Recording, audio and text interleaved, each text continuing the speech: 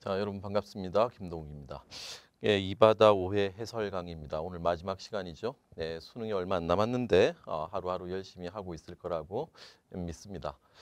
흔들리지 마시고 끝까지 최선을 다해 주시면 좋을 것 같아요. 자, 오늘 5회는 선생님이 뭘 해설할까라고 생각하다가 13번 문제, 그다음에 15번 문제, 그다음에 피토간 지문하고요. 그다음에 그 사단 칠전 논쟁, 사단 칠정 논쟁 요렇게 요 지문들을 해설할까 합니다. 자, 조금 어려웠던 질문이고 지문이고 나머지 문제들은 여러분들이 충분히 해설지를 보고 충분히 판단할 수 있을 것 같아서 자, 그러면 13번 문제 보도록 하자고. 13번 문제. 13번 문제를 틀린 이유는 자, 위에 있는 문단을 정확하게 읽어야 돼요. 만약에 4, 5년 전에 모의고사라면 실제로 한 3, 4년 전에 모의고사라면 위에 있는 지문 안 나왔잖아. 그지? 제시문 안 나오고 그냥 바로 13번 이렇게 나왔는데 제시문이 주어졌으니까 제시문을 100분 활용하는 게 좋아요. 그죠? 네, 그래서 제시문 문법도 제시문이 주어지면 정확하게 읽을 필요가 있겠다라는 생각이 드는데 자, 13번 문제를 풀기 위해서는 두 문단을 잘 읽어내면 돼. 두 문단을 같이 한번 읽어보자. 국어에는 특정 대상이나 상태를 가리키는 지시어가 있다.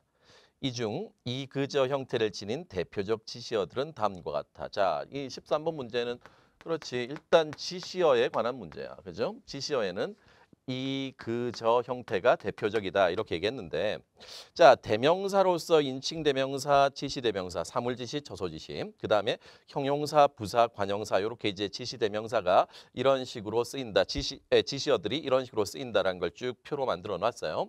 자, 그래놓고 당연히 위에 있는 표를 하나하나 뜯어서 이제 설명할 수밖에 없는 거야. 자, 읽어보자.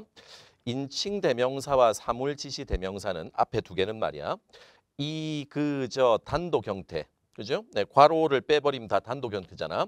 또는 여기에 의존 명사나 전미사가 결합한 복합어 형태로 쓰여. 그러니까 분들, 이, 것, 요게 이제 의존 명사나 전미사라는 거지. 조사와 결합하여 다양한 문장 성분이 된다. 그렇죠? 문장 성분. 문장 성분이면 뭐니? 주어, 목적어, 서술어, 뭐 그다음에 보어, 부사어, 관형어, 독립어 이렇게 나오는 것처럼 이가 조사들이 붙어서 격조사들이 붙어서 다양한 문장 성분이 된다. 충분히 납득할 수 있잖아. 자, 그다음 봐. 그리고 처소지시 대명사 여기, 거기, 저기. 역시 조사와 결합하여 다양한 문장 성분이 될 수 있는데 조사와 결합하지 않고 단독으로 쓰이면 처소지시 대명사는 뭐로 쓰인다? 부사어로 쓰인다고. 그러니까 여기 있어, 나 여기 있어 라고 할 때 여기는 품사는 뭐지만 지시대명사이지만 처소지시대명사이지만 성분은 뭐다? 부사어가 된다 이 말이에요. 뭐 어렵지 않은데. 자, 그다음 한편 지시형용사와 지시부사는 그러니까 지시형용사 위에 보면 이렇다 그렇다 저렇다 지시부사는 이리 그리 저리잖아. 역시 조사와 결합하여 다양한 문장 성분이 될 수 있는데 했고요. 그죠? 네. 지시부사는 이렇게 예쁜 옷, 이렇게 헌 옷, 저리 빠르게 달린다, 저리 잘 달린다 해서처럼 사물의 성질과 상태를 나타내는 성상형용사나 성상관형사 혹은 성상부사 등에 앞서면 이를 수식하게 된다. 그러니까 지금 이렇게나 저리가 바로 이렇게는 형용사고 저리는 부사인데 괄호 안에 예쁘는 뭐예요? 성상형용사고 허는 뭐야? 성상관형사고 빠르게 잘 이거 둘 다 성상부사라고 볼 수 있겠지. 이런 것들을 수식하게 된단 말이야.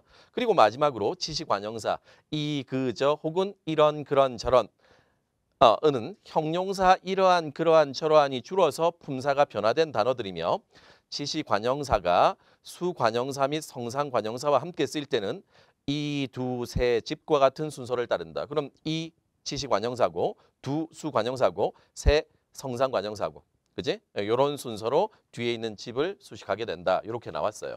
자, 그러면 13번 문제를 봅시다. 이렇게 쭉 해설을 했으면 읽었으면 13번 문제 왔다 갔다 하면서 읽어나면 충분히 풀 수 있는 문제인데 일단 선생님이 자 보기에서 말이야. 보기에서 A, B, C, D, E 문장이 있잖아. 보기에서 지시어들을 찾아서 밑줄을 한번 그어보세요. 지시어들을 찾아서 쌤도 적어볼 테니까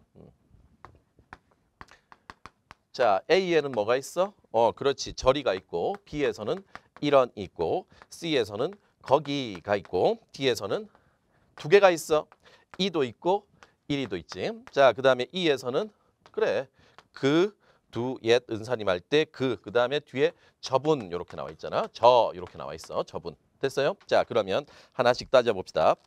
A에는 지시 관형사가 성상부사를 수식하고 있다 그랬는데 자, 저리가 지금 깨끗이를 수식하고 있어. 자, 그럼 생각해봐. 저리 그랬어. 저리는 뭐라고 했니? 위에서. 위에 표에 나오잖아. 저리는 뭐니? 지시 부사야 부사. 그러니까 1번 선지 지시 관형사가 깨끗이는 성상부사 맞아요. 그지? 그렇지만 이건 지시 부사니까 위에 표에 그대로 나오잖아. 그지? 표를 100% 활용하라고. 그러니까 1번 선지는 잘못된 거지. 자, 그다음 B에 이런 조용한 이랬다고. 자, 그럼 조용한은 뭐예요? 형용사죠. 조용하다. 그지? 자, 이런이 뭐냐 이 말인데 이런 위에서 찾아봐. 뭐야? 이런. 지시 관형사잖아. 그럼 봐. 지시 형용사가 성상 형용사를 수식하고 있는 게 아니라 요건 성상 형용사가 맞는데 요건 지시 형용사가 아니라 지시 관형사다라고 얘기하는 거지. 자, 그다음에 C에 거기로 즉시 보내겠습니다라고 했어. 거기에다가 로라는 게 붙었다고. 위에 거기란 건 지시 대명사였잖아. 그럼 3번 선지. 지시 부사가 성상 부사에 앞서 부사어로 쓰이고 있다 그랬는데 즉시는 성상 부사어 맞죠? 근데 부사어로 쓰이고 있는 건 맞는데 거기 자체가 지시 부사가 아니라 지시 대명사다라는 걸 우리는 알 수 있잖아. 맞죠? 자, 그다음에 뒤에 이 같은 꿈을 어찌 이리 지겹게 매일 꾸는 것과 이 같은 있고 이리 지겹게라는 단어가 있어요. 자, 그럼 봐. 이란 게 뭐냐 이 말이야. 이는 위에 보면 지시 대명사라고 나와 있지. 자, 지시 대명사가 같은 이란 걸 지금 꾸미고 있어요. 그다음에 일이란 건 뭐예요? 지시 부사죠. 이게 그러면 지겹게를 꾸미고 있는데 자, 4번 선지에 지시 대명사와 그지? 이 지시 부사 일이가 각각 성상 형용사 같다 이거 형용사죠. 그죠? 같구나니까 같는구나가 아니라 같구나니까 형용사고 지겹다 그지? 지겹구나지 지겹는구나가 아니니까 이것도 지시 형용사니까 결국 둘 다 지시 대명사와 지시 부사가 결국 각각 성상 형용사를 꾸미고 있다고 표현한 4번 선지가 맞는 선지가 되는 거지. 5번을 많이 쓰는데 자, 그 두에 위에 나왔죠. 지시 관형사 그, 수 관형사 두, 성상 관형사 옛 순으로는 맞는데 뒤에 있는 저분들을 수식하고 있는 게 아니라 그러니까 그지? 그 두 예시 은사님을 수식하는 거지. 은사님을 그 두 옛 은사님이 바로 저분들이야. 그러니까 은사님이라는 체언을 수식하고 있는 거지. 저라는 인칭 대명사를 수식하고 있는 게 아니니까 5번 선지는 잘못됐다 이 말이에요. 4번, 5번 정확하게 구별하는 게 이 문제의 관건이었던 것 같네. 이해됐어요? 네, 그렇게 풀 수 있을 것 같아. 13번의 답은 4번. 자, 그다음에 우리 15번 문제로 넘어가 봅시다. 15번 문제 중세 국어 문제죠. 네. 중세 국어 문제인데 실제로는 중세 국어에 대한 정확한 지식이 없어도 충분히 풀 수 있는 문제야. 그러니까 요즘 봐 문법 문제들이 다 보기를 제대로 독해하면 다 답이 나오는 그런 문제들이라고 수능에서도 다르지 않을 거야. 그러니까 차분하게 보기 읽는 습관들을 좀 들여봐. 자, 15번 문제. 중세 국어에서는 음운문의 종결 형태가 다양하게 나타난다. 자, 그럼 이 15번 문제는 뭐야? 음운문에 관한 얘기야. 의문문에서 종결 형태가 어떻게 되는가, 끝부분의 형태가 어떻게 되는가에 대해서 얘기하려고 한다 이 말이야. 다양하게 나타나는데 이는 의문사의 유무에 따라 종결 어미가 오고형 혹은 아가형으로 구분돼. 자, 의문사의 있느냐 없느냐에 따라서 오고형과 아가형으로 구별된다. 맞죠? 사투리에도 이건 남아 있어요. 그죠? 선생님 경상도 출신인데 경상도에서 하와이유 이러면 이게 이제 경상도식으로 번역하면 반문나거든. 반문나. 반문나. 그다음에 뭐 묻노? 이렇게. 자, 반문나 이건 뭐니? 의문사가 있어 없어? 없지. 없으니까 뭐니? 아형으로 끝나고 뭐 묻노? what? 뭐, 그지? 이건 이제 의문사가 있는 거잖아. 그러니까 O형으로 끝나는 거야. 이게 중세구의 잔재란 말이야. 그죠? 어쨌든 뭐 이건 여담이고. 자, 어쨌든 의문사가 있고 없고에 따라서 오고형과 아가형으로 구분된다고. 됐어요? 자, 그다음에 의문문 주어의 인칭에 따라 종결어미 니은다의 사용 여부가 다르며. 자, 그러니까 주어의 인칭에 따라서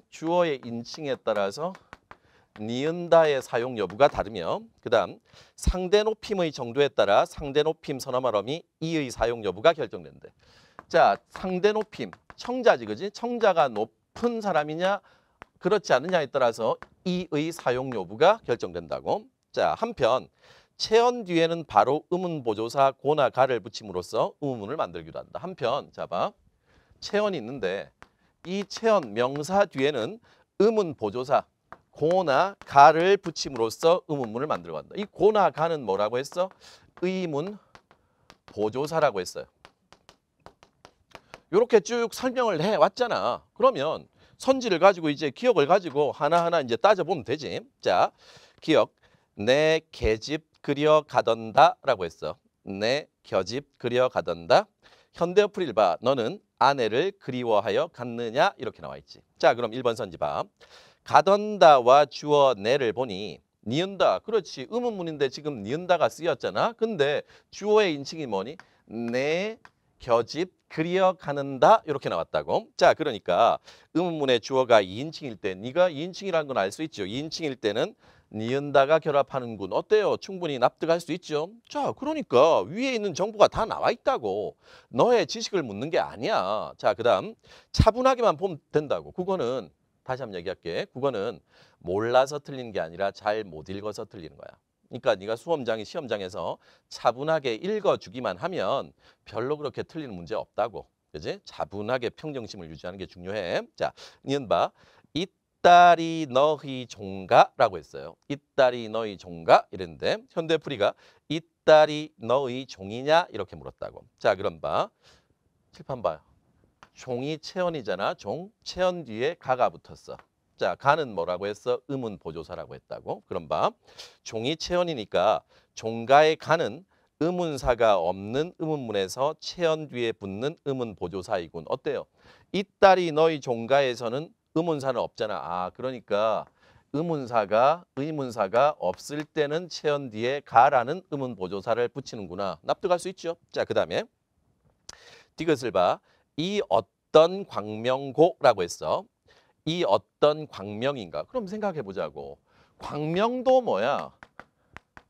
체언이잖아. 광명도 체언이라고. 그러면 이 어떤 광명고라고 붙었으니까 우린 뭘 할 수 있어? 아, 의문사가 어떤이란 의문사가 있을 경우에는 체언 뒤에 뭐가 붙구나? 고가 붙구나. 이 고는 바로 뭐다? 의문보조사이구나. 이렇게 판단할 수 있는 거잖아. 근데 3번 선지에 어떤이란 의문사를 보니 광명고는 의문사가 있을 때 사용되는 종결 어미가 아니라 이 종결 어미가 아니라 의문보조사라고. 광명이 뭐니까? 체언이니까. 요것만 판단하면 답이 3번인 건 파악할 수 있잖아. 어때?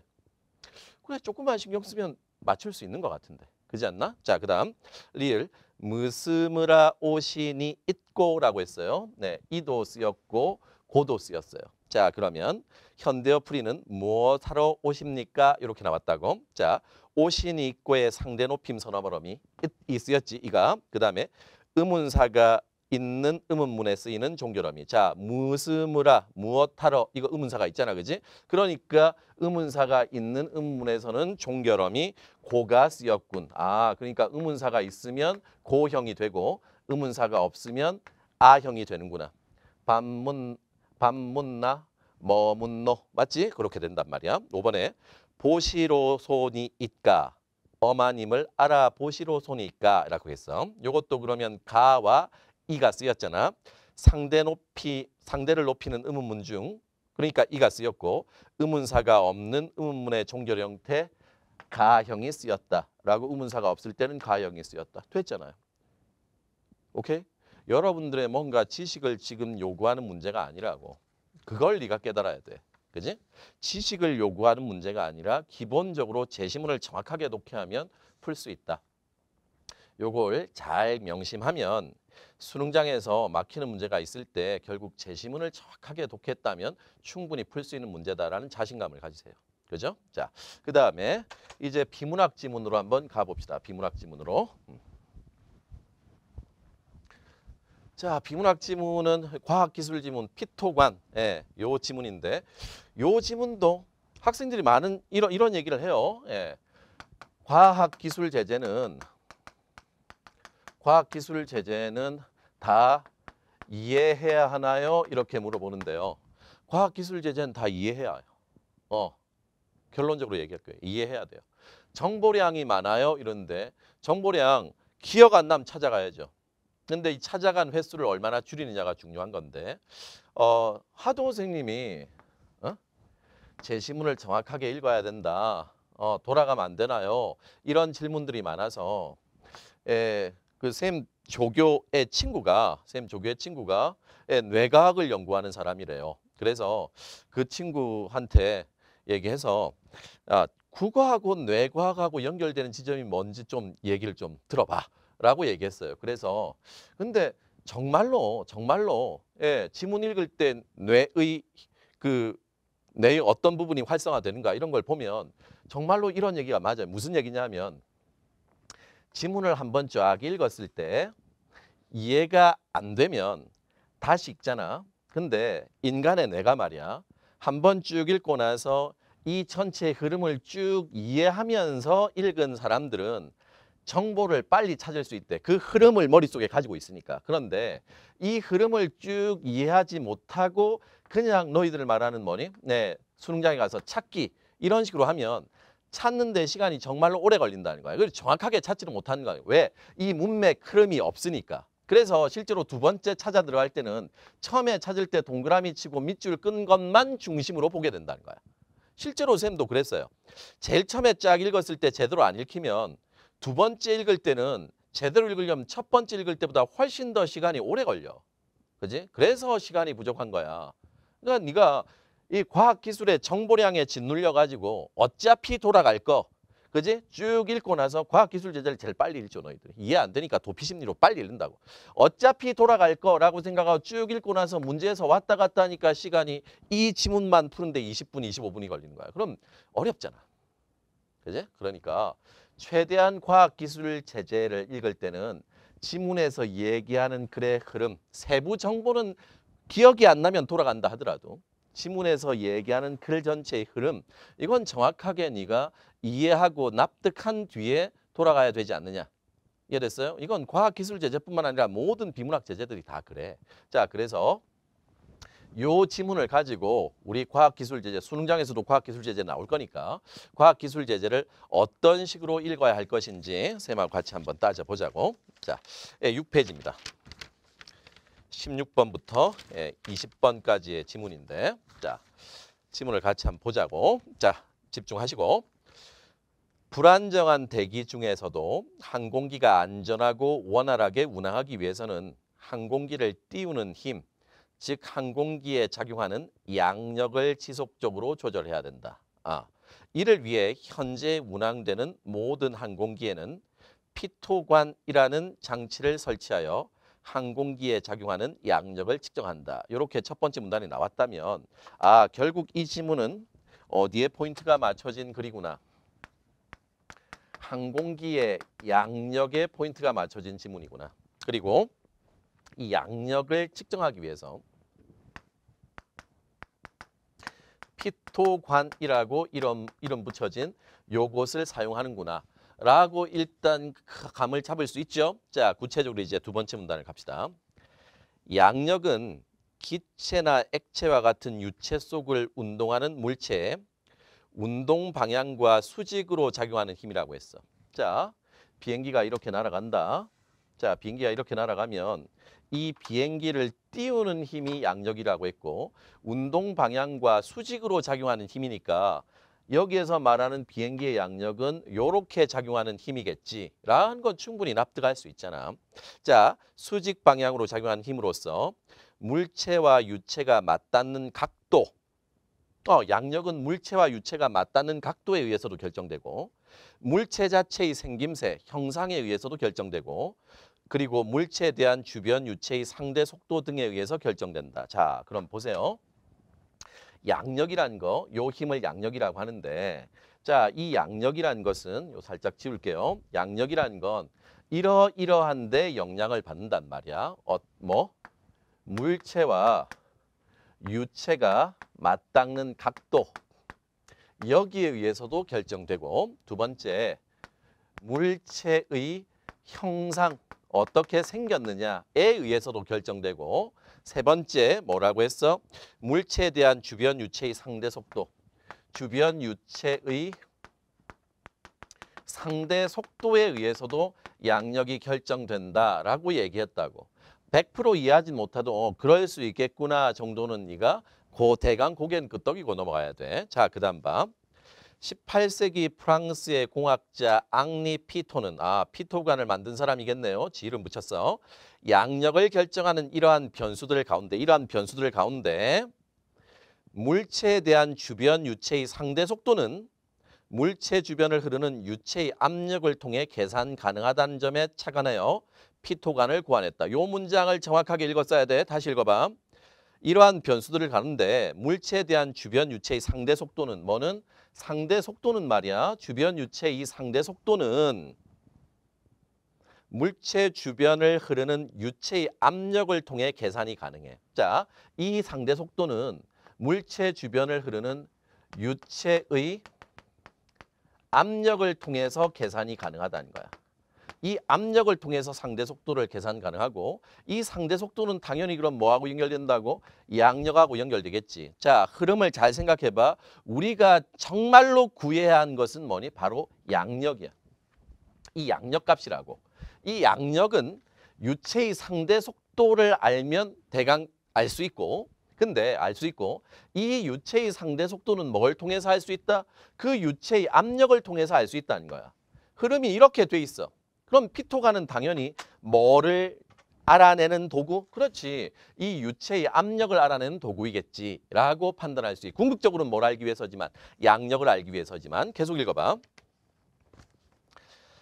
자, 계산 가능하다는 점에 착안해서 피토관을 구원했다. 자, 그 다음에 달리는 자동차의 창밖으로 손을 내밀면 바깥 공기 자체가 흐르지 않더라도 자동차의 움직임에 의해 자동차의 이동 방향과 마주한 방향으로 주변 공기가 흐르는 효과가 생기게 되어 이 흐름에서 발생하는 공기의 압력을 손으로 느낄 수 있다. 맞지? 그러니까 아버지 자동차를 옆에서 조수석에 차고 가는데 위험하게 창밖에 손을 딱 내밀었어.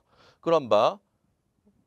지금 이게 문과 학생들을 위해서 지금 이렇게 자세히 수업하고 있는 거예요. 자, 너무 지루하게 생각하지 마세요. 자, 어쨌든 가만히 있을 때는 바람이 안 불면 손끝에 그지? 유체의 흐름이 느껴지잖아. 근데 아버지가 엑셀을 밟으시면서 쭉쭉 자동차가 가속을 하니까 네 손끝에 있는 유체 바람의 느낌이 더 점점 더 가해지잖아. 그럼 이 바람은 갑자기 안 불다가 분 게 아니라 자동차가 움직이니까 역으로 생기는 바람이란 말이야. 그지? 마찬가지로 비행기가 여기 봐. 비행기가 이동하니까 이 역으로 뭐가 생긴다고? 유체의 뭐가? 압력이 생긴다 이 말이야. 바람이 생긴단 말이지. 계속 읽어봐. 대기 중을 비행하는 항공기 역시 이와 마찬가지로 항공기의 움직임에 의해 주변 대기의 상대적인 흐름이 생기는데 맞지? 피토관은 이 흐름에 따른 압력을 측정하여 항공기에 대한 주변 대기의 상대 속도를 계산한다. 다시 봐. 피토관은 이 압력을 측정한다고. 피토관을 통해서 이 압력을 측정하고 그래서 결국 상대 속도를 뭐 하게 된다? 계산하게 된다 이 말이야. 그래 흐름이 이렇게 돼 있다고 지금. 그지? 이 흐름을 절대로 넌 놓치면 안 돼. 여기에서 시작되는 이 흐름을 절대로 그래서 놓치면 안 된다고. 됐어요? 자, 그러면 구체적으로 어떻게 이제 피토관이 유체의 압력을 계산하느냐에 대해서 나올 수밖에 없는 거 아니야? 자, 읽어보자. 현재 항공기에 설치되는 피토관의 대부분은 그림과 같이 여러 개의 관이 연결된 구조를 가지고 있대. 오른쪽 그림 보이죠? 자, 그림의 좌측 끝부분이 피토관의 머리에 해당하는데 피토관은 이 머리 부분이 뻗어 있는 방향이 항공기의 비행 방향과 일치하게끔, 자, 비행기가 이렇게 날아가면 머리 부분도 나란하게, 그지? 일치하게끔 90도로 꺾인 형태로 항공기의 동체나 날개 아래에 설치된다. 납득되죠? 비행기가 이렇게 가면 비행기 아래에다가 요렇게 90도로 꺾어서 같은 방향으로 열려 있다 이 말이야. 계속. 피토관의 머리 부분에는 대기 상태를 감지할 수 있도록 두 종류의 관이 대기 중으로 열려 있는데 정면 끝으로 열린 관은 대기의 상대적 흐름과 마주하여 그 속에 공기가 유입된 반면 양면으로 열린 관은 그 속에 바깥 대기가 들어차긴 하지만 비행 방향의 수직한 방향으로 열려 있어 대기의 상대적 흐름에 따른 공기의 유출입은 생기지 않는다. 됐어요? 자, 그럼 봐. 비행기가 요렇게 날아가. 자, 요 밑에 이제 피토관을 달았다고. 자, 그러면 비행기가 이쪽 방향으로 날아가니까 공기는 어떻게 불겠어? 바람은 이쪽으로 흐른단 말이야. 자, 요 피토관을 확대해 보면 자, 요렇게 구멍이 하나 있고 요렇게 구멍이 있고 또 어떻게 구멍이 있다? 요렇게 구멍이 있다고 요렇게. 자, 요렇게 구멍이 있다고. 물론 아래쪽에도 요렇게 구멍이 있긴 하죠. 자, 어쨌든 그럼 요 두 개만 비교해 봅시다. 두 개만. 자, 그러면 다시 D 앞에 정면 끝으로 열린 관. 자, 요쪽 관이지. 정면 끝으로 열린 관은 대기의 상대적 흐름과 마주하여. 그렇죠? 바람은 이렇게 부니까 상대적 흐름과 마주하여 그 속에 공기가 유입돼. 그죠? 마주오는 공기가 이쪽으로 들어오겠지. 그렇지만 양 측면으로 열린 관, 이쪽으로 열린 관은 바람은 이렇게 부니까 이쪽으로 바람이 들어가진 않단 말이에요. 공기가. 예, 그 속에 바깥 대기가 들어차 있긴 하지만 비행 방향의 수직한 방향으로 열려 있어 대기의 상대적 흐름에 따른 공기의 유출입은 생기지 않는다고. 그냥 공기만 이렇게 차 있는 거지 공기가 들고 나고는 하지 않는단 말이야. 자, 그 다음 봐. 유체의 압력에는 자, 다시 잊지 마세요. 이 피토관은 뭘 계산하기 위한 거야? 그렇지, 유체의 압력을 측정하기 위한 거야. 이 비행기의 반대 방향으로 공기가 바람이 부는데 이 공기 유체의 압력을 측정하기 위한 게 피토관이라고. 그걸 절대로 잊으면 안 돼. 자, 그 흐름을 쭉 가지고 있어야 된단 말이야. 계속 유체의 압력은 유체가 흐르지 않을 때의 정압과 유체가 흐르지 않을 때 정압이 있어요. 유체의 흐름에 의해 더해지는 동압이 있어. 그지? 아마도 정지해 있다와 움직일 동자를 쓰겠지. 정지해 있을 때의 압력과 움직일 때의 압력, 정압과 동압. 자, 이 정압과 동압의 합을 유체의 전압, 전체 압력이라고 하겠죠. 항공기 운항 중 피토관의 머리 측면으로 열린 관은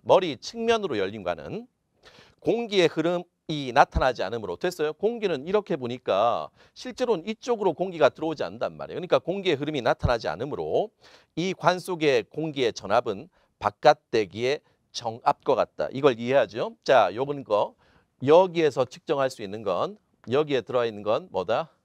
정압이다 이 말이야. 바깥 대기의 정압과 같다는 거야. 정압과 같다는 거야. 자, 그 다음 봐.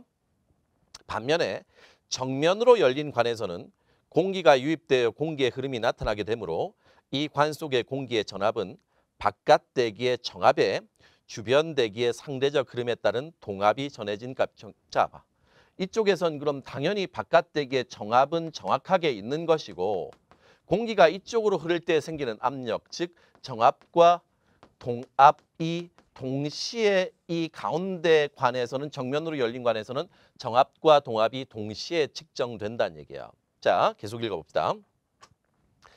이에 따라 정면과 측면으로 열린 각각의 관 속에서의 전압 차이는 그럼 봐. 이것과 이것의 전압 차이는 결국 뭐겠어? 그렇지, 동압이지, 동압.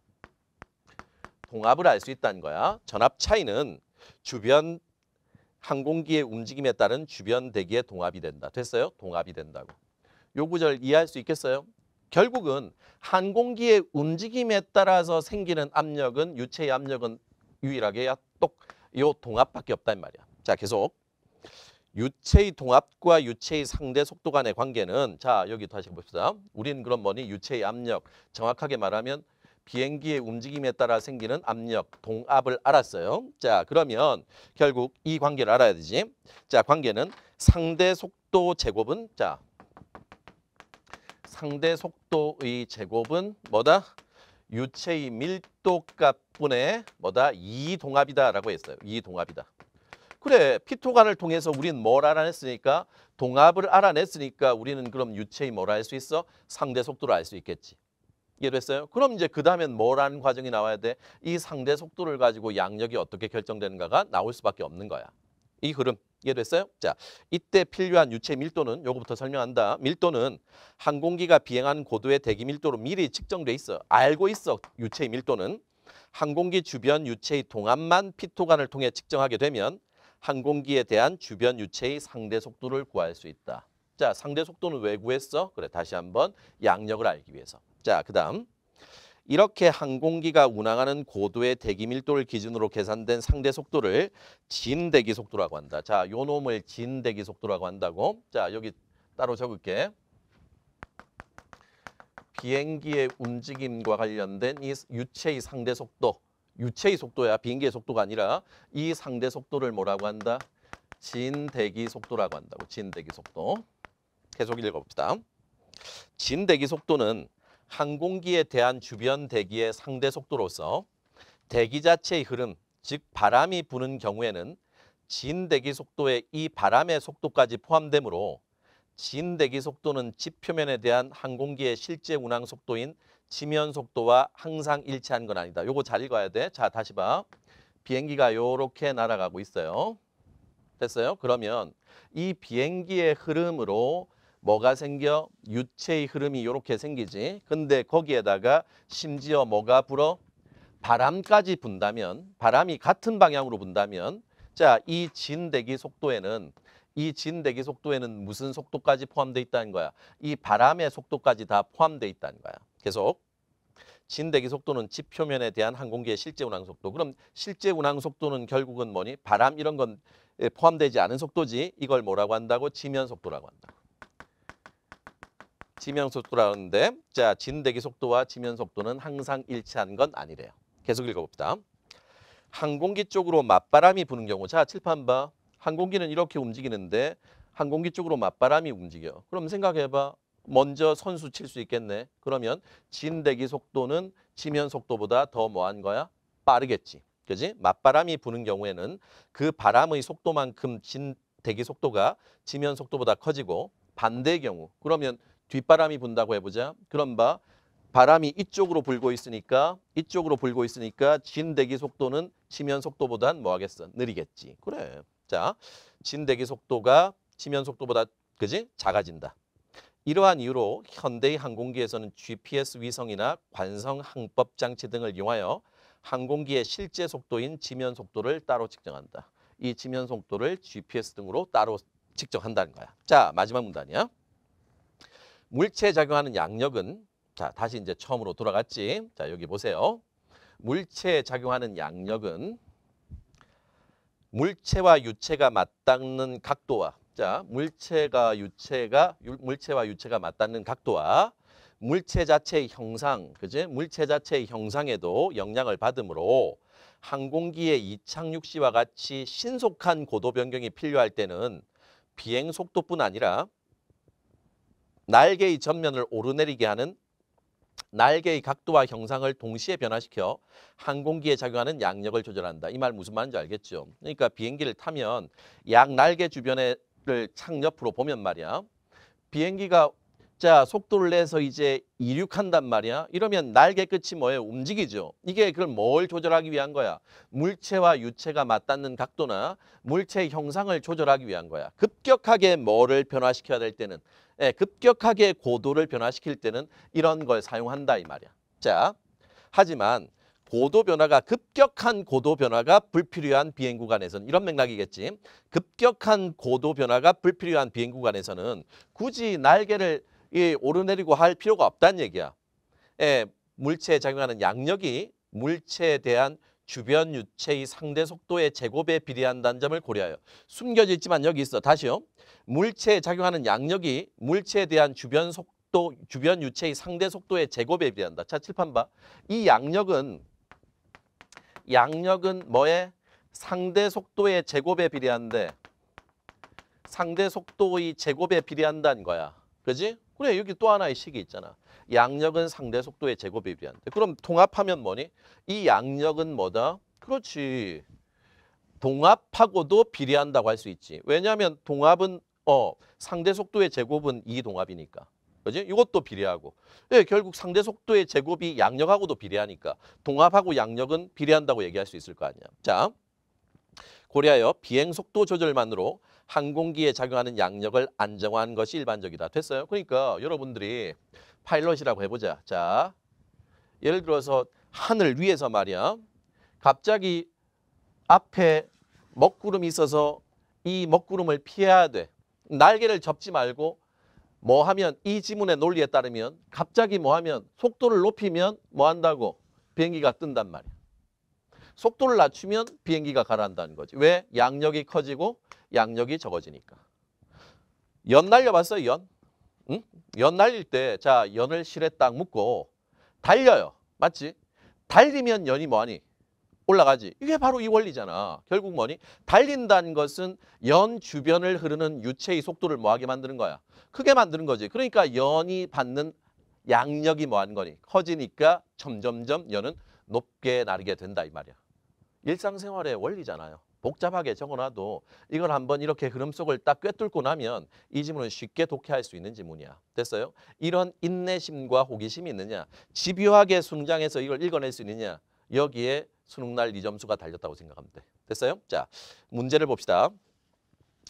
16번에 몇 문제만 볼게요. 16번에 내용일치 문제잖아. 이걸 이제 일일이 찾아 들어가니까 힘든 거야. 1번 선지 봐. 항공기의 이동에 따른 주변 대기의 압력이 커져. 항공기의 이동에 따른 주변 대기의 압력, 정확하게 말하면 동압이 커지면 커질수록 항공기를 띄우는 힘, 즉 양력은 뭐한다? 커진다. 이 지문의 주제네. 그냥 16번은 셈 같으면 수능장에서 이 지문을 완벽하게 독했으면 16번에 1번 딱 쓰고 넘어가겠어요. 밑에 거 안 봐. 왜? 목에 칼이 돌아도 답은 1번이거든. 됐어요?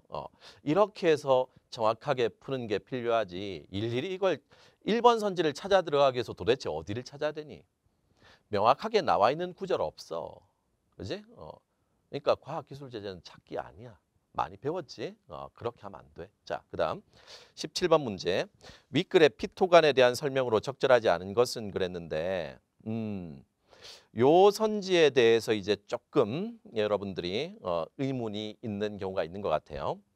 자, 1번 선지는 됐고 2번 선지 피토간 머리 측면으로 열린 여기 봐. 피토간의 머리 측면으로 열린 관 속에 정압이 측정되어야만 항공기 주변에 동압이 측정될 수 있다. 맞지? 자, 봐. 정면으로 열린 관은 정압 따로 동압 따로를 측정할 수가 없어요.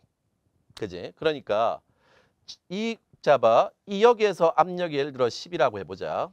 그러면 여기에 압력이 2야.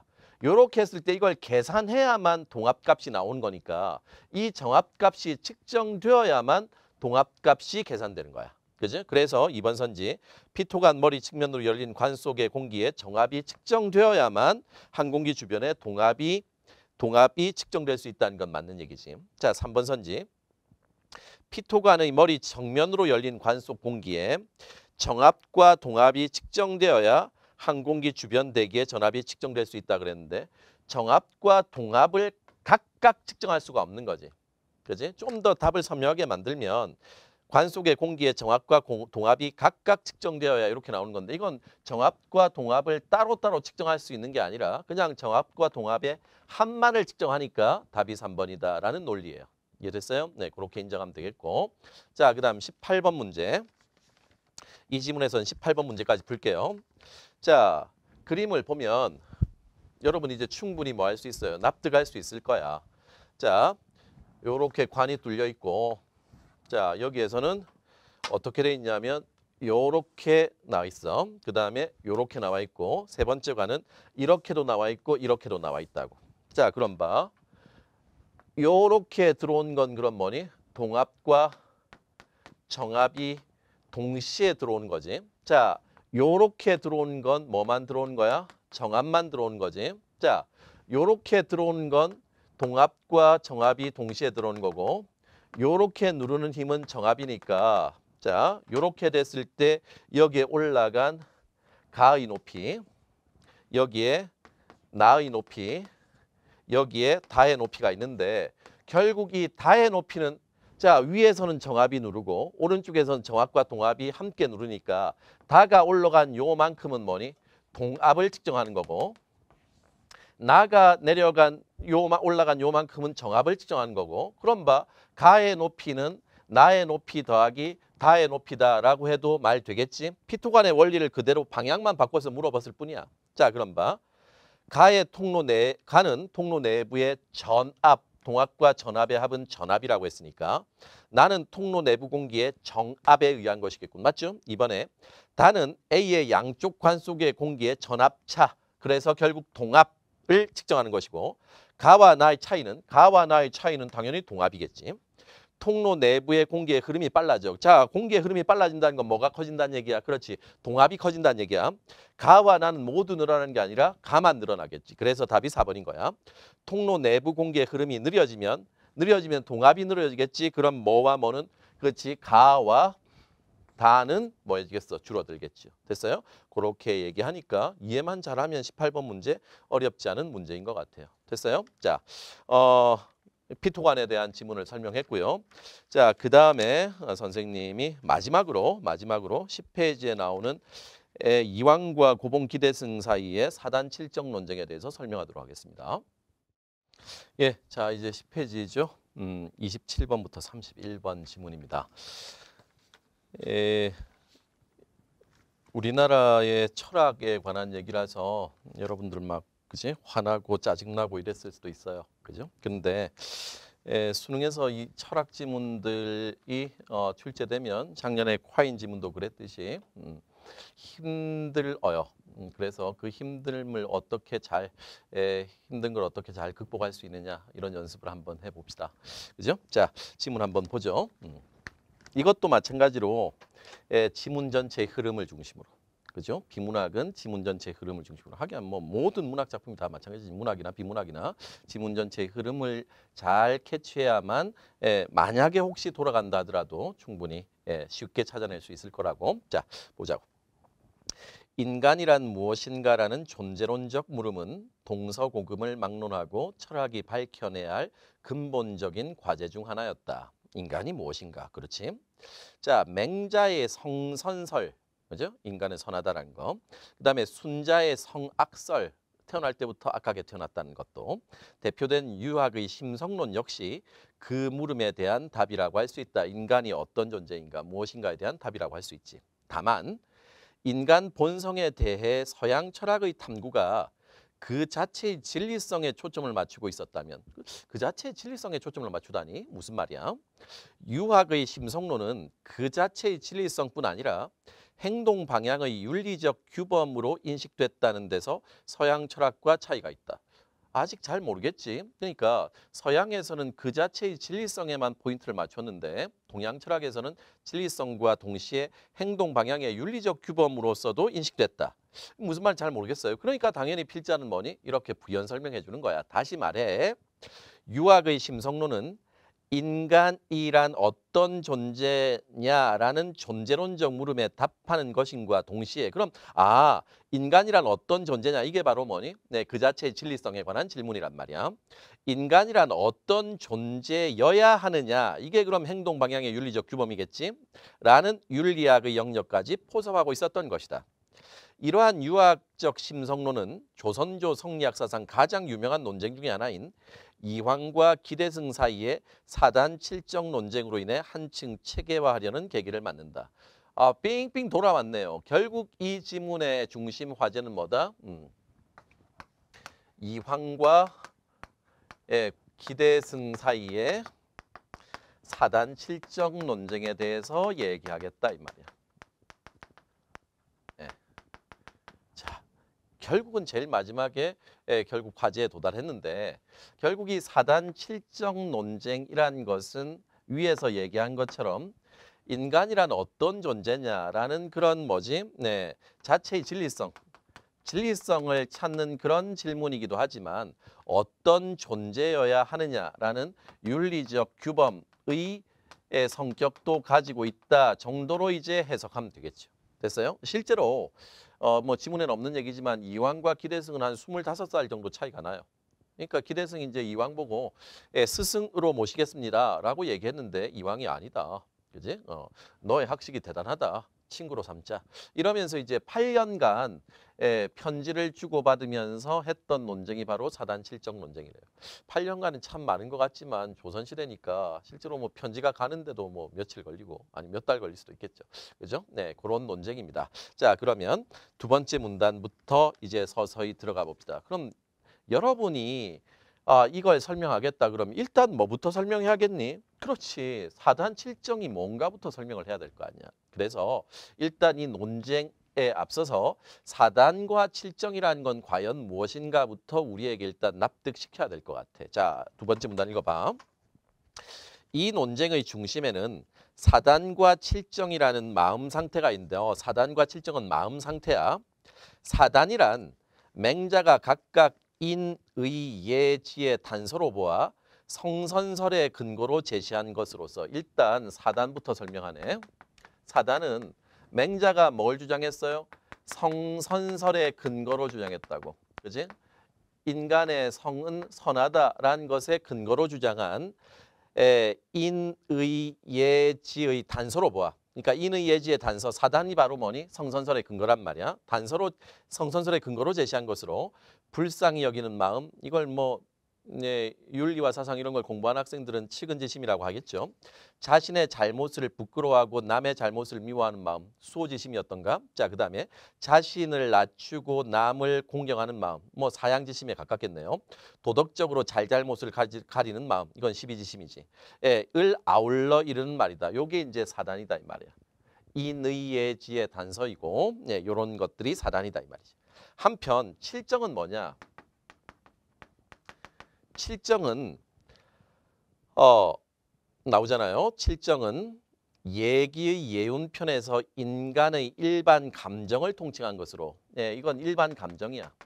일반 감정을 통칭한 것으로 기쁨, 노여움, 슬픔, 두려움, 사랑, 미움, 욕심, 희로, 애락이 아니라 구조 두려움이니까 애오욕 7가지를 뜻한다. 인간의 일반적인 감정이 칠정이다 이 말이야. 사단 칠정 논쟁은 이 둘의 관계에 대한 이황과 기대승의 입장 차이 때문에 벌어졌다. 이 둘이 어떤 관계를 맺고 있는가, 어떤 관계이냐에 따른 이황과 기대승의 입장 차이 때문에 사단 칠정 논쟁이 벌어졌다 이 말이야. 자, 그럼 이제 본격적으로 그러면 사단 칠정의 그 논쟁에 대해서 이제 들어가겠죠. 자, 그럼 봅시다. 이들의 입장 차이는 성리학의 선조인 송나라 주의의 심성론에 내재된 모순 때문에 발생했다. 왜 이 둘이 입장 차이가 났느냐? 주의가 말한 심성론의 모순 때문이다 이 말이야. 그럼 우리는 뭐에 집중해야 돼? 주의의 그 모순이 뭔데? 라는 것이 일단 중요한 거예요. 그죠? 네. 주의의 모순이 뭐냐? 자, 심성론에 내재된 모순, 이게 뭐냐? 여기를 일단 잡아야 이 사단과 칠정 논쟁이 발생한 이유를 알 수 있다는 거야. 읽어보자. 주의는 마음이 사물에 감촉되지 않은 상태인 성과, 자, 성이라는 건데 성선설할 때 성이에요. 이 성은 마음이 사물에 감촉되지 않은 상태란 말이에요. 그러니까 마음 그 자체, 이게 성과, 그 다음에 마음이 사물에 이미 감촉된 상태인 정, 요건 마음이 사물에 감촉된 상태야. 그러니까 사물을 보고 마음이 어떤 감정을 느끼는 것. 이게 이제 정이겠지. 자, 정의 작용으로 인간의 심리 현상을 설명했어. 성과 정의 작용으로 심리 현상을 설명했는데 주인은 자, 그는 사단과 칠정은 성이라는 근원에서 나와 마음이 사물에 감촉되어 발현된 정이라고 했다. 됐어요? 자, 어쨌든 주위의 입장은 말이야. 사단과 칠정은 뭐다? 정이다 이 말이야. 사단과 칠정은 둘 다 정이다 이 말이야. 근데 이 어디에서 발현돼서 나온 거야? 성에서 발현되어 나온 정이다 이 말이야. 사단 칠정은. 다시 읽어보자. 다시. 그는 사단과 칠정은 성이라는 근원에서 이 성이라는 근원에서 나와서 마음이 사물에 감촉되어 발현된 정이다. 사단과 칠정은 정이다 라고 했다고. 하지만 사단과 칠정은 같은 정임에 둘 다 정이지만 정임에도 불구하고 사단은 맹자가 성선설의 근거로 제시한 것인 만큼, 그죠? 성선설의 근거로 제시한 게 앞에서 사단이라고 했어. 제시한 만큼 악함이 없이 오직 선하나 칠정은 선하기도 하고 악하기도 하다고 보았다. 이게 다 누구 생각이야? 주의의 생각이야. 정인데 사단은 뭐한 정이고 선한 정이고 왜? 맹자가 뭐니? 성선설의 근거로 사단을 제시했으니까 칠정은 뭐다? 선하기도 하지만 악하기도 한 그런 정이다라고 얘기했다 이 말이에요. 계속. 그런데 우리는 뭐를 궁금하게 생각해야 돼? 그지? 모순의 포인트를 둬야 돼. 모순에. 그죠? 예, 이 모순이 뭐가 있느냐 이 말이야. 자, 그런데 여기 나오겠지. 이러한 설명들은 그들이 따르던 맹자가 선하다고 한 성에서 자, 성선설 그들이 다 뭐를 따랐어? 맹자라는 그지? 예, 맹자를 따랐다고. 그러니까 성은 뭐하다고 했어? 선하다고 했잖아. 그지? 예, 맹자의 성선설, 맹자가 선하다고 한 성에서 어떻게 선한 정인 사단과 악하기도 한 정인 칠정이 나올 수 있는가 하는 모순을 낳게 된 것이다. 이게 바로 주의가 가지고 있는 모순이라고. 그러니까 모순을 네가 이해해야 돼. 자, 성은 뭐하다고? 선하다고 맹자가 얘기했잖아. 성은 선하다고 얘기했는데 사단과 칠정은 성이란 근원에서 나온 정이라고 했어요. 근데 선한 정에서 선한 성에서 어떻게 선하기만 한 사단과 선하기도 하고 악하기도 한 칠정이 나오느냐 이 말이야. 이거 모순 아니냐 이 말이야. 선한 데서는 선한 것만 나와야지 왜 선하기도 한 것도 나오지만 악하기도 한 것도 나오느냐 이 말이야.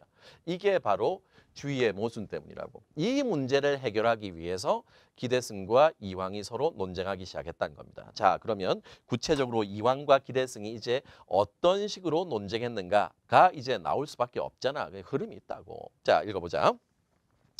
이에 대해 이황은 자, 이황의 주장이에요. 일단 이에 대해 이 모순에 대해서 이황은 어떻게 이 모순을 해결하려고 했는가?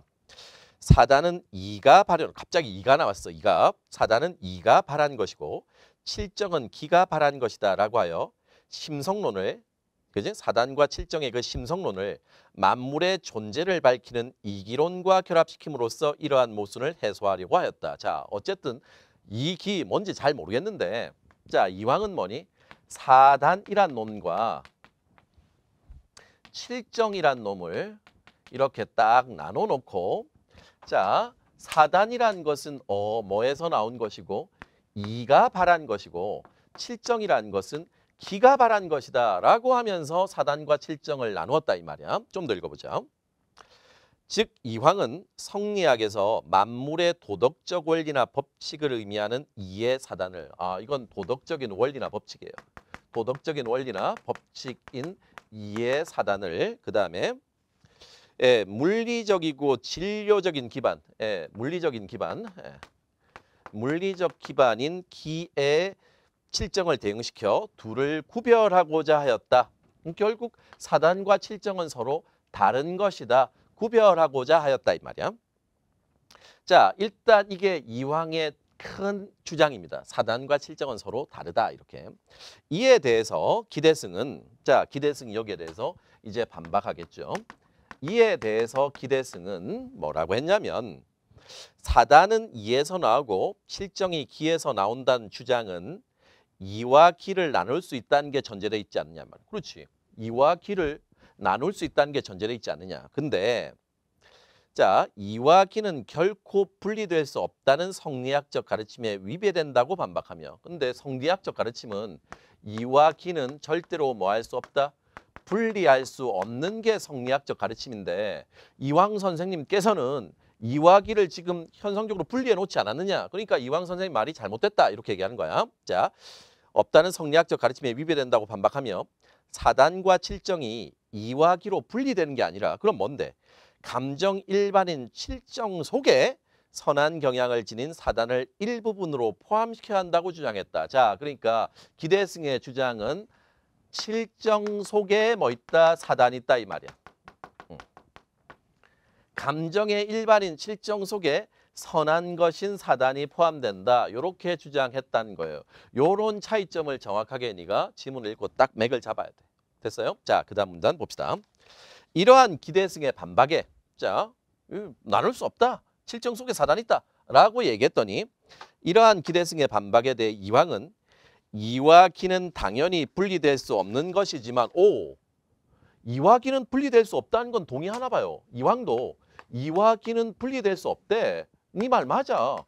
이 성리학적 논리니까. 이와 기는 분리될 수 없지만 이와 기 각각의 다른 실체를 부여할 수 있는 실질적인 구분은 아닐지라도 실질적으로 구분할 수는 없지만 주목하는 측면에 따라 명목상 둘을 구별하여 지칭할 수 있다고 주장했다. 그러니까 주목하는 측면에 따라 분리는 안 되지만 실질적으로는 아니지만 명목상으로는 뭐 할 수 있다. 구별할 수 있다 이 말이에요. 이해됐어요? 자, 설명을 좀 쉽게 하기 위해서 저기 31번의 보기를 한번 봅시다. 이 31번의 보기가 이때 이와기는 실질적으로는 분리될 수 없지만 명목상으로 분리될 수 있다는 걸 주장하면서 이황이 기대승한테 보낸 편지 속의 내용이에요. 이 보기가 읽어보세요. 사람은 말이 아니면 출입할 수 없고 말은 사람이 아니면 길을 잃게 된다. 그러니까 사람과 말은 항상 같이 움직인다 이 말이야. 자, 그럼 이 말이 결국 뭐니? 이와 길을 실질적으로 분리할 수 없단 말이야.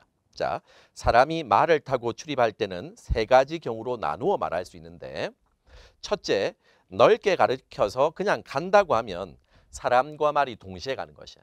그냥 간다고 얘기하면. 그 다음 둘째, 사람이 간다고 하면 말도 당연히 따라가지만 어디에 포인트를 뒀다? 사람의 포인트를 뒀다 이 말이야.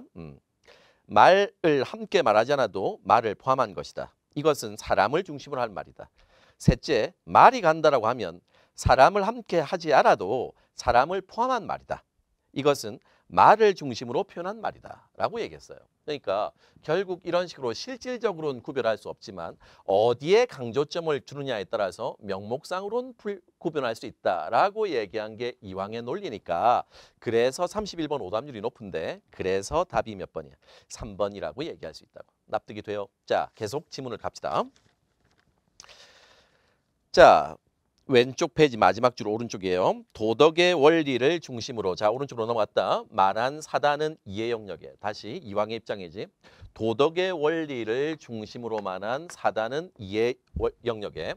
사물의 물리적 속성, 그지? 사물의 원리를 중심으로 말한 칠정은 기의 영역에 두고자 한 것이다. 그리하여 이황은 성에서만 나오는 것은 오로지 사단이고.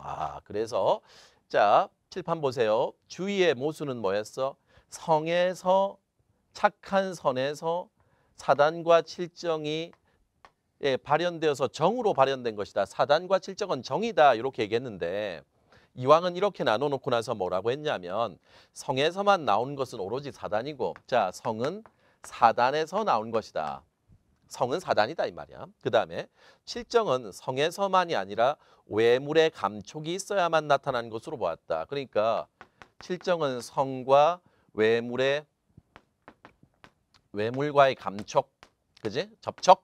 요게 있어야만 성과 외물과의 접촉이 있어야만 칠정이 나타난 것이다 라고 해서 분리해서 보았단 말이야.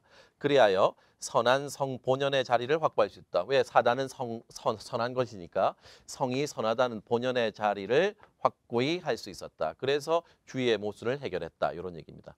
추상적이죠. 명쾌하지 않아요. 그죠? 그렇지만 적힌 대로 쭉 읽어 나가야 그래도 이 지문을 그래도 소화할 수 있을 것 같아요.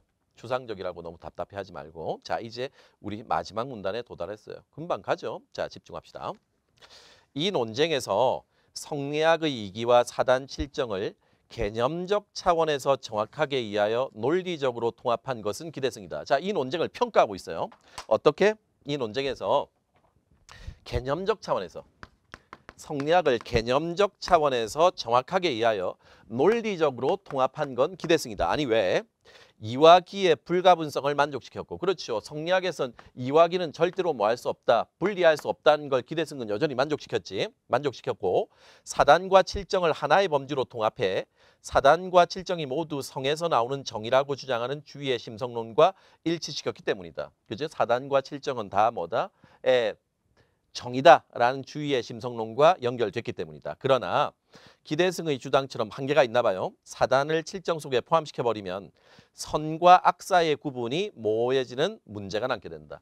선악 구분이 모호해지는 그런 문제가 기대승의 한계이긴 하다. 이렇게 얘기했어요. 자, 그럼 그 다음엔 뭐니? 이황에 대한 평가가 나오겠죠? 읽어봅시다. 자, 한편 성리학의 기본 이념에 충실했던 것은 이황이다. 자, 이황은 성리학의 기본 이념에 충실했다는 거야. 아니 어떤 면에서 자, 왜냐하면 성리학은 궁극적으로 물리적 세계를 밝힘으로써가 아니라, 즉 기라는 물리적 세계를 밝힘으로써가 아니라 물리적 세계 속에서 확인되는 도덕적 원리, 이, 그지? 네. 이 이를 밝힘으로써 존재와 당위의 관계를 이와 기로서 해명하고자 하는 학문이기 때문이다. 어렵죠? 따라서 이왕처럼 이의 작용성을 강조하고 선과 악 사이의 대립을 분명히 하면 개인의 윤리적 실천을 더욱 절실하게 촉구할 수 있다. 이건 선과 악이 분명하니까 개인의 윤리적인 실천, 즉 선한 행동을 해야 된다라는 그런 입장을 분명히 할 수 있지 않느냐 이 말이야. 그 때문에 이왕은 선을 중시한 입장에서 사단과 칠정을 각각 이와 기에 분리하여 소속시킴으로써 선한 사단의 독립성, 요거를 강조했던 것이다. 이렇게 나왔어요. 됐어요? 자, 여기까지가 지문의 논리인데, 네, 힘듭니다. 쌤도 뭐 힘들어요. 그죠? 그렇지만 요렇게라도 정리를 딱 해놓으면 문제는 여러분 머릿속에 정리해야 돼. 문제는 썩 그렇게 어렵지 않게 풀 수 있어요. 자, 봅시다. 27번 문제. 27번 문제 쌤 좀 불만이 있어요. 실제로. 쌤이 이걸 검토하는데 검토견이 확실하게 반영이 안 돼서 몇 번 선지가 좀 불만이냐면 1번 선지가 불만이에요. 1번은 답이 아닌데 적절하지 않은데 그지? 사단과 칠정의 개념과 함께 구체적인 예를 나열하여 제시하고 있다 그랬는데 사단과 칠정의 개념은 제시했죠. 그죠? 근데 이 지문에서 구체적인 예라면 위에 나오는 불쌍히 여기는 마음, 자신의 잘못을 부끄러워하고 남의 잘못을 미워하는 마음 이런 것인데 이게 구체적인 예다라고 하기엔 조금 애매모호한 측면이 있는 것 같아요. 아마 수능에서는 이런 애매모호함을 구체적인 예다라고 표현하지는 않을 것 같다는 생각이 들어서 이것 때문에 좀 애매했다면 이 구절을 지우는 것도 나쁘지 않을 것 같아요. 사단과 칠정의 개념을 제시하고 있다. 이렇게 1번 선지를 그냥 심플하게 바꾸는 게 좋을 것 같아요. 자, 2번 선지. 논쟁 당사자들의 성과를 각기 다른 관점에서 평가하여 대비하고 있다는 건 어디에 나왔어? 그렇지. 제일 마지막 문단에 있지. 어떤 관점? 자, 누구는 기대승은 개념적 차원에서 논리적으로 통합했다. 그 다음에 이황은 뭐했다? 성리학의 기본 이념에 충실했다. 이런 식으로 평가하고 있으니까 2번 선지는 마지막 문단을 가지고 지워낼 수 있어야 돼. 3번 인간 본성에 대한 탐구에 있어서 서양 철학과 유학의 차이를 드러내고 있다. 맞죠? 첫 번째 문단. 논쟁의 과정에서 제기된 당사자의 생각이나 입장을 인용하여 제시하고 있다. 맞죠? 5번 논쟁을 유발한 각각의 입장 차이를 논점에 따라 항목으로 나눈다는 것은 자 이황과 기대승이 이렇게 맞섰는데 첫째 성리학을 뭐 인정했느냐 혹은 이와 기를 분리했느냐 이런 논점을 딱딱 가지고 OOXX 이런 식으로 나누어야 5번 선지가 맞는데 그런 식으로 논점에 따라 항목으로 나누어서 첫째 이런 논점, 둘째 이런 논점으로 보면, 셋째 이런 논점으로 보면 이라고 얘기하고 있지는 않으니까 27번의 답은 5번이다라고 얘기할 수 있을 거예요. 28번은 여러분 스스로 충분히 풀 수 있는 문제인 것 같고 자, 그 다음에 29번도 충분히 풀 수 있죠. 사단과 칠정을 이해한 것으로 적절하지 않은 것은 그랬는데 지문만 제대로 읽었으면 지금 풀면 여러분 충분히 다시 풀 수 있을 겁니다. 그죠? 선생님이 어떤 지식을 전달한 게 아니잖아요. 같이 읽었을 뿐이에요. 여러분도 이런 능력을 며칠 안 남았지만 그렇게 수능 평가원 제재를 통해서 그렇게 반응하고 머릿속으로 정리하고 흐름을 쭉 타는 그런 독해 연습을 하세요. 첫 번째 시간에 얘기했었어요. 자, 그다음 마지막으로 30번 문제 봅시다. 기억에 대한 이해로 적절하지 않은 것은 그랬는데 기억이 바로 뭐예요? 사단 칠정 논쟁이잖아요. 그럼 1번 봐. 이것도 찾는 게 아니라 종합적으로 이해하면 금방 답이 나와. 인간의 본성이 선하다고 본 맹자 입장에는 이황과 기대승 모두 동의하고 있다. 맞지? 찾을 필요 없어. 동의할 수 있잖아. 주의가 사단과 칠정을 성과 정의 작용이라 본 설명에 내재된 모순 때문에 일어났다. 어때요? 다 기억나죠? 자, 3번. 사단과 칠정의 관계가 독립적인지 아닌지에 대해 이황과 기대승의 입장엔 차이가 있다. 그렇죠. 사단과 칠정은 독립적이다. 이황. 칠정 안에 사단이 있다. 기대승. 4번. 이와 기의 실질적 분리 가능성에 대한 이황과 기대승의 입장 차이가 둘 사이의 갈등을 심화시켰다 그랬는데 이황도 기대승도 이와 기는 실질적으로 분리할 수 있는 건 아니다. 이황은 이와 기를 명목상 나눌 수 있을 뿐이다 라고 했으니까 답은 4번인 거지. 5번 선지. 선한 인간의 본성에서 어떻게 악한 감정이 나올 수 있는가. 이게 바로 주의의 모순이었지. 하는 문제를 해결하려는 과정에서 발생했다. 그죠? 그래서 30번의 답은 4번이다라고 얘기할 수 있겠네요. 됐습니까? 자, 수업은 해설 강의는 여기까지 하겠습니다. 바탕 모의고사를 풀고 그리고 해설 강의까지 5강까지 잘 들어주신 여러분한테 정말로 감사하다고 얘기하고 싶어요. 아무쪼록 쌤이 앞 강들에서 쭉 얘기했듯이 수능장에서 좀 편안한 마음으로 그 욕심을 버리세요. 다시 한번 강조하는데 욕심을 버리기에 좋은 방법 중에 하나는 갑자기 될런지는 모르겠지만 감사하다는 마음을 가지는 겁니다. 감사하다. 그러니까 시험장에 딱 가서 시험지를 딱 받으면 눈 감고 있지 말고 눈 감아도 돼요. 시험지를 딱 받으면 일단 몇 가지에 대해서 감사하세요. 그죠? 일단 여러분 스스로에 대해서 감사하세요. 여러분이 여러분 스스로 어떻게 느낄지 모르겠지만 긍정적으로 저번 시간에 얘기했던 것처럼 자, 이때까지 별 탈 없이 건강하게 시험을 칠 수 있는 것 자체가 감사하다. 그지? 라고 여러분 스스로에게 다독거려 주세요. 너 잘할 수 있어. 감사해. 그다음에 부모님한테 감사해 보세요. 그죠? 쌤도 부모인데요. 초등학생 둘을 가진 부모인데 자식 키우기 힘듭니다. 그죠? 여러분이 수능 칠 때까지 그렇게 키워주신 거 평생 갚아도 갚지 못할 수도 있어요. 그죠? 부모님한테 감사하시고 그리고 선생님 미치지 않았어요. 여러분들이 앉아 있는 책상, 그 다음에 여러분 주변의 공기에게마저도 감사한 마음을 가지세요. 그럼 뭔가 오늘 좀 잘 부탁해라고 책상을 쓰다듬어주고 그렇게. 그럼 좀 경건해지고 차분해질 거예요. 그런 마음에서는 절대로 짜증나지 않아요. 그죠? 잘한다, 잘할 거야. 중간에 절대로 뭐 하지 말고, 당황하지 말고, 차분하게 다시 한번 얘기하지만 국어는 몰라서 틀린 게 아니에요. 차분하게 잘 읽으면 다 반응하면 잘 풀 수 있어요. 그러니까 그렇게 차분한 마음으로 수능을 잘 마무리하시길 바랍니다. 여러분 여기까지 하겠습니다. 고맙습니다.